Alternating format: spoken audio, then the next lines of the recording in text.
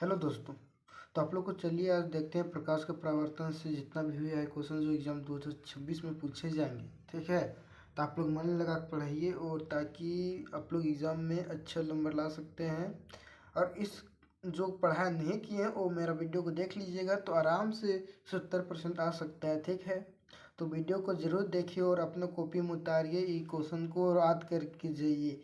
Exam से पहले ही question को याद कर लीजिएगा। इसमें क्या बोल रहा है, प्रकाश के परावर्तन के दो नियम नियम लिखिए निम्नलिखित है। मतलब इसमें पूछ सकता है कि प्रकाश के परावर्तन के कितने नियम हैं और कौन कौन है, ये पूछ सकते हैं क्वेश्चन में 3 नंबर में। ठीक है, तो यहाँ लिखना है आपतन कोण और परावर्तन कोण का मान हमेशा बराबर होता है।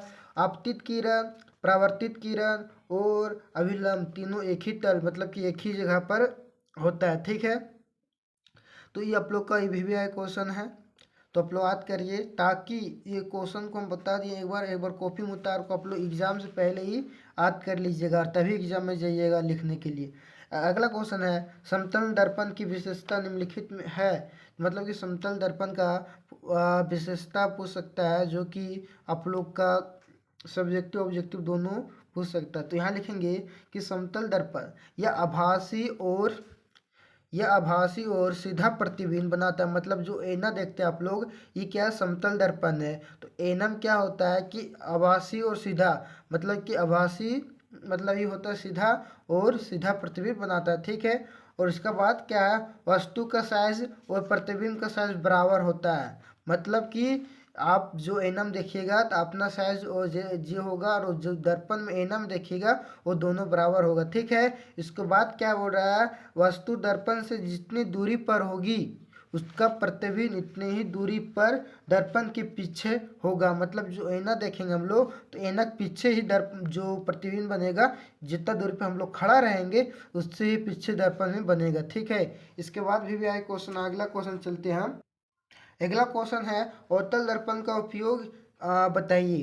तो अवतल दर्पण का उपयोग कहाँ होता है, ये हम लोग का 1 नंबर में पूछ सकता है। क्या पूछ सकता है कि निम्नलिखित में किसका उपयोग अवतल दर्पण में किया जाता है। ठीक है, टॉर्च पर, तो अवतल दर्पण का उपयोग कहाँ होता है उसे देख लीजिए। एक होता है टॉर्च पर होता है, सर्च लाइट में होता है, वाहनों के अग्रदीपों में होता है। इसमें कंफ्यूज मत होइएगा कि वाहनों की ड्राइवर के बगल में जो होता है लेंस अथी दर्पण, ये कौन सा दर्पण होता है, ये गोलीय लेंस दर्पण होता है। ठीक है, उत्तल दर्पण। और जो इसमें जो हो रहा है वाहनों के अग्रदीप आगे दीप वाला में जो उपयोग होता है उसको क्या कहते हैं, इसमें होता है अवतल दर्पण का उपयोग। सैलून में जो आप लोग सैलून में जाते हैं यहाँ लगा होता है अवतल दर्पण। ठीक है, सौर भट्ठियों में। ठीक है, ये क्वेश्चन आप लोग याद कर लीजिएगा कि अवतल दर्पण के उपयोग निम्नलिखित है, मतलब कि है। ठीक है, तो याद करके जाइएगा, एग्जाम में आप लोग का 1 नंबर में आएगा।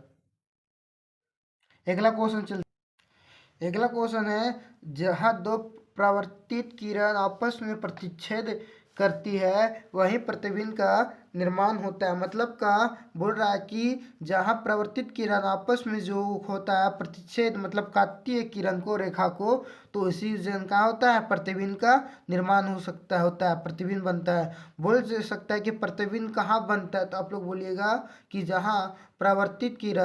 जहाँ दो परावर्तित किरण आपस में प्रतिच्छेद करती है वहीं प्रतिबिंब का निर्माण होता है। अब यहाँ देखिए, यहाँ आ गया आप लोग को जो बोले थे वाहनों में ड्राइवर के बगल में उत्तल दर्पण का प्रयोग किया जाता है, ये वीवीआई क्वेश्चन है। और ये जो बताएं पिछला क्वेश्चन में कि अवतल दर्पण के उपयोग में तो वाहनों के अग्रदीपों में, और ये है वाहनों के ड्राइवर के बगल में। ठीक है, ये क्वेश्चन याद कर लीजिए, कंफ्यूज मत होइएगा। ठीक है, अगला क्वेश्चन, और इसका विशेषता क्या है, उत्तल दर्पण का विशेषता यह बड़े वस्तु का छोटा प्रतिबिंब बनाते हैं।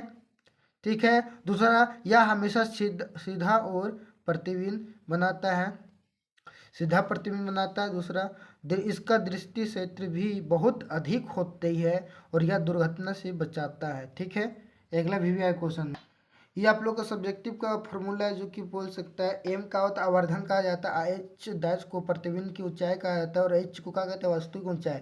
एम बराबर होता है एच डैश बता एच होता है, एम बराबर होता है माइनस भी बता यू होता है और एच डैश और एस इक्वल होता है, एच इक्वल होता है माइनस वी और यू। इसमें आपको कंपेयर करने के लिए दे देगा, तो कंफ्यूज मत होइएगा, ये ऑब्जेक्टिव में देगा। ठीक है। अगला इसमें बोल रहा है कि निर्वात में प्रकाश की चाल 3 × 10⁻8 मीटर किलो 8 मीटर प्रति सेकेंड होती है। मतलब इसमें आप लोग को पूछ सकता है कि निर्वात में प्रकाश का चाल कितना होता है। ठीक है, तो यहाँ आप बोल सकते हैं कि 3 × 10⁻8 मीटर प्रति सेकेंड होता है। अब इसका बाद है कि वायु का अपर्णांक कितना है, ये पूछ सकता है कि वायु का अपर्णांक 1.0003 होता है। ठीक है। आप जल का पूछ सकता है कि जल का अपर्णांक 1.33 होती है। ठीक है। इसके बाद VVI क्वेश्चन देखते हैं।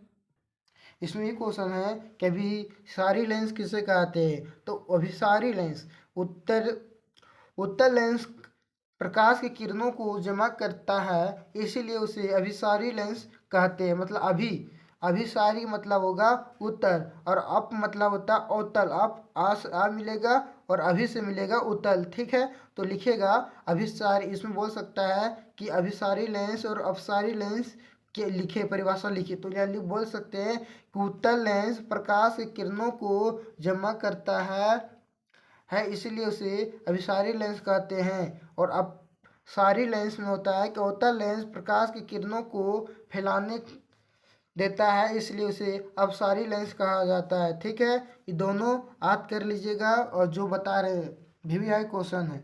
इसके बाद चलिए और VVI क्वेश्चन में क्षमता किसे कहते हैं। किसी भी लेंस के द्वारा प्रकाश की किरणों को जमा करने या फैलाने की मात्रा को क्षमता कहा जाता है। इसे P से सूचित किया जाता है। तो इस क्षमता आपको पूरा डिटेल में नहीं बता रहे हैं, तो भी आपको परिभाषा देख लीजिए और आज जरूर कर लीजिए। क्षमता P बराबर होता है 1/F, जिसका एसआई मात्रा होता है डायप्टर। क्षमता का एसआई मात्रा होता है डायप्टर D होता है, जो कि 1 नंबर में आप लोग का फिक्स है कि पूछेगा, ऑब्जेक्टिव क्वेश्चन जो रहेगा याद कर लीजिएगा डायप्टर। ठीक है।